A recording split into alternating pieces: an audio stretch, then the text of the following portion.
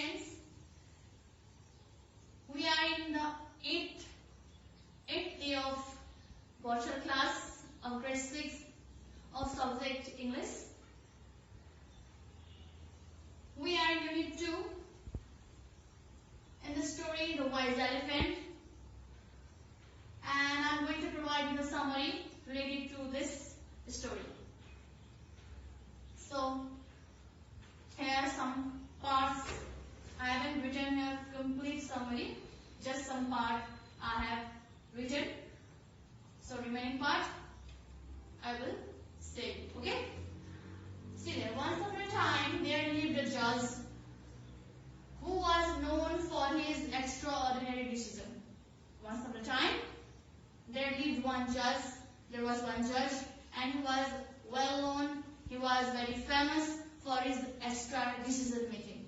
Extraordinary decision making. Extraordinary decision means brilliant decision, means fact decision, okay, or wise decision. The judge had an elephant. The judge had kept an elephant with him to decide his cases. And everyone knew at that time, and it is still in this time also, everyone knew the elephant never made an error. Elephants, they are very wise creature in the universe, and every people, they believe that elephant, they never make any mistake, or they never make any error. They understand the human hearts too. They are very good. They are very capable enough of understanding the human hearts as well, and are wise creatures among all. One day, a family came to a court. A family, husband and wife, you can say, okay, husband and wife. They came to a court in the case of robbery. They came in front of judge with the case of robbery. And according to them, they told the judge that a month earlier, thieves robbed their home and took away all the gold, jewelries or jewels, furniture, and every imaginable treasure. So according to that family, according to the couple, they complained the judge that a month earlier, thieves, they had robbed their home and took away all the valuable ornaments, jewelries, furniture with them. The police could not solve this case.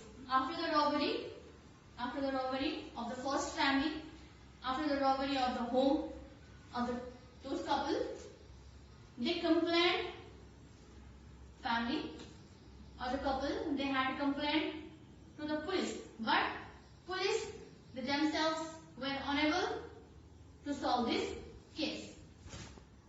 Seeing this, the neighbor people began to worry.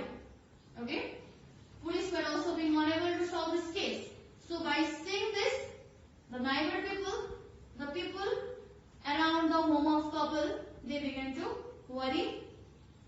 And one night, another home was also robbed. Not only one home, but after some days, another home was also robbed. Now the people began to worry even more. They complained about this case to the head of the police now. Now when the second home was robbed, the people, they complained about this case to the chief police, or to the head of the police, or to the senior police. And finally 5 men were arrested. With the help of police chief, with the investigation of the police chief, they finally arrested 5 men.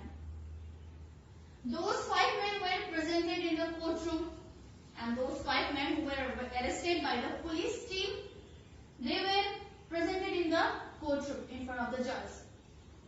Everyone wished to see justice done, because here everyone in that courtroom, in the courtroom of the judge. Many more people were gathered there. Many people were present there. So everyone had wish to see the justice done to the family. The judge called upon the couple of the first family. Here, the judge, he had called upon the first family. So after calling the first couple of the family, the judge asked them to recognize the robber, to recognize or to identify the robber or the thief among those 5 men. The woman pointed to a tall grey-haired man. The woman, she noted to a tall grey-haired man and was very much sure for him. She pointed to a tall man and said, yes, it was him who robbed my house. Similarly, at the same time, the man also pointed another man. The man, he pointed the posy mustache man. Mustache means those who have mustache or beard, okay? The man also pointed the posy mustache man. He pointed to another man. And he too was sure for him. That man was too much sure for him. He too had told the judge, yes, this posy man, this master's man, he robbed my house. Both the couple were very much sure about those 2 persons. That both the couple, man and woman, they were very much sure about those 2 men whom they have accused for robbery, whom they have blamed for the robbery. They were very much sure about those 2 men. Those 2 men, they spoke up and said that they were innocent. After hearing the blame of robbery, after listening the blame of robbery, those 2 men, they stood and spoke that they were totally innocent. They had not robbed anyone. They had not stolen any houses. They had not taken away anything from any houses. They spoke. Tall man and short man both were able to answer all the inquiries of the judge. After that, after the accused, after getting blame of robbery, the judge asked many other questions with the tall man and the short man. So those 2 men, those tall man and short man, they were unfrightenedly, without being afraid, they were being able to answer all the questions asked by the judge. Very unfrightenedly, they were answering all the questions. They were passing all the inquiries done by the judge. With the passage of time, as the time were passing, it had become tough for the judge to find out the real thief. Here the man and woman, they are very much sure. Both the man and woman, they were telling that these 2 men had stolen their house. That 2 men had robbed their house. But those 2 men themselves was proving them innocent. So here the judges were confused.